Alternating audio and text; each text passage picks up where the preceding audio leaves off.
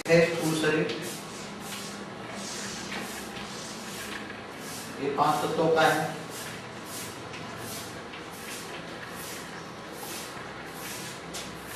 दूसरा है सूक्ष्म शरीर,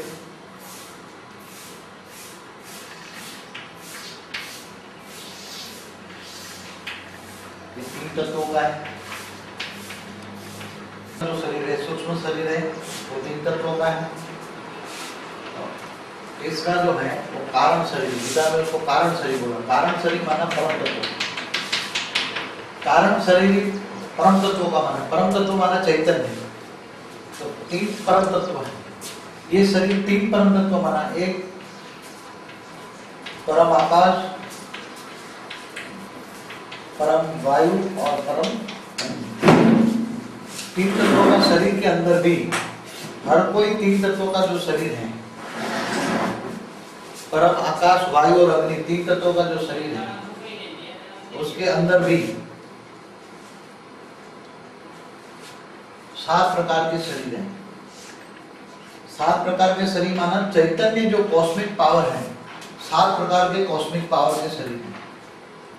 7 प्रकार के अलग अलग कॉस्मिक पावर हैं। तो 7 कॉस्मिक पावर, वायुमंडल में जो कॉस्मिक पावर होता है वो ऑटोमेटिक कारण शरीर माना परम तत्वों का शरीर चार्ज करता है। और कारण शरीर चार्ज करता है वही कारण शरीर ही 3 तत्वों का सूक्ष्म शरीर को चलाता है, और 3 तत्वों का सूक्ष्म शरीर ही 5 तत्वों के शरीर को चलाता है। अब हमारा रोग कहाँ पैदा होता है? रोग का कारण क्या है? रोग का कारण है कारण शरीर माना परम तत्वों के शरीर। परम तत्वों में परम आकाश तत्व, परम वायु तत्व, परम अग्नि तत्व। परम आकाश तत्व क्यों खराब होता है? जब परम आकाश तत्व खराब होता है तब सबसे ज्यादा गड़बड़ होती है। परम आकाश तत्व क्यों खराब? परम आकाश तत्व में गड़बड़ क्यों आती है? सोचने से, ज्यादा बोलने से। जो रोग उत्पन्न हुए हैं, जितने भी रोग उत्पन्न हैं, कोई भी प्रकार के रोग, वो परम आकाश तत्व की डेफिसिट के कारण होते हैं। तो कारण शरीर में रोग होता है। सबसे पहले कहाँ रोग होता है? कारण शरीर। और कारण शरीर में रोग क्यों होता है? कारण शरीर में रोग होने का कारण आत्मा के अंदर पावर नहीं है। आत्मा के अंदर पावर क्यों नहीं है? आत्मा के अंदर पावर है। पहले जब कारण शरीर क्यों कहाँ कारण शरीर पैदा हुआ? परम आकाश तत्व, जब आत्मा निराकार थी, पावर थी, तो परम आकाश तत्व परम धाम में उसके आसपास हो गए। तो कारण शरीर की रजुआत कहाँ, शुरुआत कहाँ हुई? कारण शरीर कैसे बना? कारण शरीर परम आकाश तत्व बना परम धाम में। मूल वतन में परम वायु तत्व बना, ऐड हुआ। आत्मा के सबसे ज्यादा नजदीक क्या होता है? आत्मा के सबसे ज्यादा नजदीक होता है एकदम आत्मा के। आत्मा पहले परम धाम में, परम लाइन की आत्मा के, उसके आसपास आत्मा के एकदम नजदीक होता है परम आकाश तत्व, फिर परम वायु तत्व, और फिर परम अग्नि तत्व। तो हमारा जब सूक्ष्म शरीर के अंदर भी आत्मा के अंदर परम तत्व की मात्रा थी, मगर परम लाइन खत्म हो गई तो परम तत्व भी खत्म हो गए। तो आत्मा के आसपास परम आकाश तत्व होता है, परम वायु तत्व होता है और परम अग्नि तत्व। फिर बाद में सारा सूक्ष्म शरीर अलग अलग कॉस्मिक पावर से, 7 शरीर है, 7 अलग अलग कॉस्मिक है। तो सबसे ज्यादा रोग दुनिया के अंदर, रोग और शोक कहां से है? दुनिया के अंदर, ये सारी दुनिया के अंदर रोग और शोक कहां से है?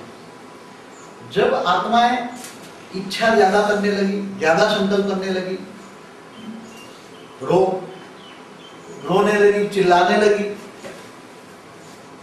तो आत्मा के अंदर जो परम आकाश तत्व का जो बैलेंस है, परम आकाश तत्व का बैलेंस है। परम आकाश तत्व हमेशा आत्मा को सुख शांति का अनुभव कराता है, परम आकाश तत्व हमेशा। और जब ज्यादा सोचने से, ज्यादा बोलने से, ज्यादा देखने से हमारी एनर्जी वेस्ट हो जाती है। हमारी आत्मा की एनर्जी कैसे वेस्ट होती है? ज्यादा देखने से, ज्यादा बोलने से। इसलिए साधु क्या करते थे? आकाश ये स्थूल आंखें बंद कर देते और आत्मस्वरूप में रहकर दिव्य दृष्टि निकालते। आकाश तत्व, परम आकाश तत्वों में गड़बड़ आने से परम वायु तत्वों में गड़बड़ आई, परम वायु तत्व में गड़बड़ आने से परम अग्नि तत्व में गड़बड़ आई। इसलिए कारण शरीर इसलिए बोला कि संकल्पों के कारण जो शरीर बनता है उसको कारण शरीर बनते हैं। अब कारण का निवारण क्या है? कारण का निवारण, अगर इस सूक्ष्म शरीर के अंदर, ये सूक्ष्म शरीर, ये कारण शरीर माना परम तत्वों का शरीर, ये परम तत्वों के अंदर डेफिसिट क्यों आई? परम तत्वों में डेफिसिट आने से परम तत्वों का शरीर बना। परम तत्वों की मात्रा, ब्रह्मापुरी में परम तत्वों की मात्रा क्या हो गई? 50% कम हो गई। इसकी जगह 50% क्यों कम हुई? क्योंकि देवताओं ने जो जो अपने ब्रह्मांड बनाए थे, वो ब्रह्मांड में चलाने के लिए आत्मा की शक्ति चली गई, और आत्मा की शक्ति चली जाने से परम आकाश तत्व इम्बैलेंस हो गया, और परम आकाश तत्व इम्बैलेंस होने से परम वायु बैलेंस हो गया, परम वायु बैलेंस होने से परम अग्नि बैलेंस हो गया, और परम अग्नि बैलेंस होने से धीरे धीरे इनके आसपास, परम इसके आसपास अंदर साथ में जो अणु होता है, जो परम तत्वों का अणु होता है, हर अणु, जैसे आज सूक्ष्म शरीर का, कारण शरीर का भी जैसे डॉक्टर बताते हैं 75,000 सेल है, तो ये परम तत्वों का भी अणु है। तो परम तत्वों का जो अणु है ये परम तत्वों का है, उसके ऊपर परम वायु है, परम अग्नि है, और उसके ऊपर फिर वायु है, सब करके एक सेल बनता है। स्थूल तत्व उस पर जम जाते हैं। ये स्थूल तत्व है परम तत्वों का कारण। परम तत्वों में कचरा होने से, परम तत्वों में डेफिसिट आने से तीन तत्वों, वायु, अग्नि और आकाश, तीन तत्वों वाला शरीर बन गया, और तीन तत्वों में से फिर पांच तत्वों में आत्मा जब योग करती है, योग किसको कहते हैं? संसार के अंदर, साधु के अंदर भी नेगेटिविटी कहां से है?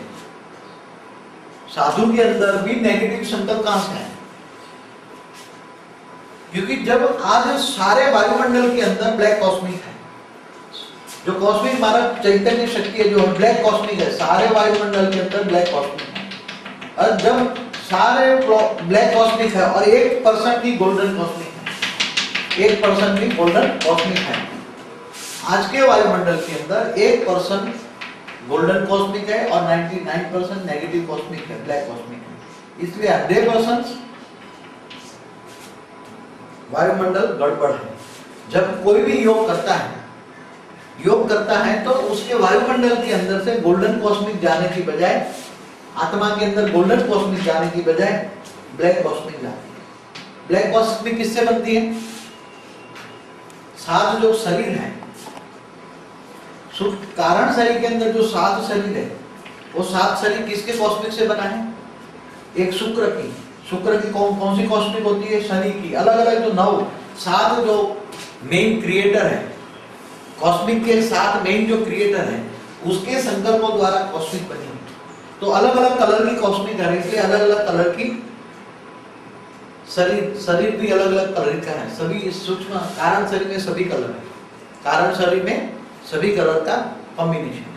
अब जब योग करते हैं, ओम की ध्वनि करते हैं, तो ओम की ध्वनि से जब नाभि से यहाँ से ऊपर आप ओम की ध्वनि लेते हो तो आओ मा, तो ब्रह्मा विष्णु शंकर होता है ना। ओम माना ब्रह्मा विष्णु शंकर। जब ब्रह्मा विष्णु शंकर पूरी ही खत्म हो गई, ब्रह्मा विष्णु शंकर के पास भी पावर नहीं है, ब्रह्मा विष्णु शंकर भी मनुष्य बन गए। कलयुग के अंत में ब्रह्मा विष्णु शंकर भी मनुष्य बन गए। तब ओम की ध्वनि करने से उनसे जो पहले ब्रह्मापुरी, विष्णुपुरी, शंकरपुरी से ऊपर से जो पावर आती थी वो खत्म हो गई। क्योंकि साइंस का नियम है, जिसको तुम याद करोगे इससे पावर आएगी। जिसको तुम याद करे इनके पास पावर ही नहीं है तो कहां से आएगी तुम्हारे?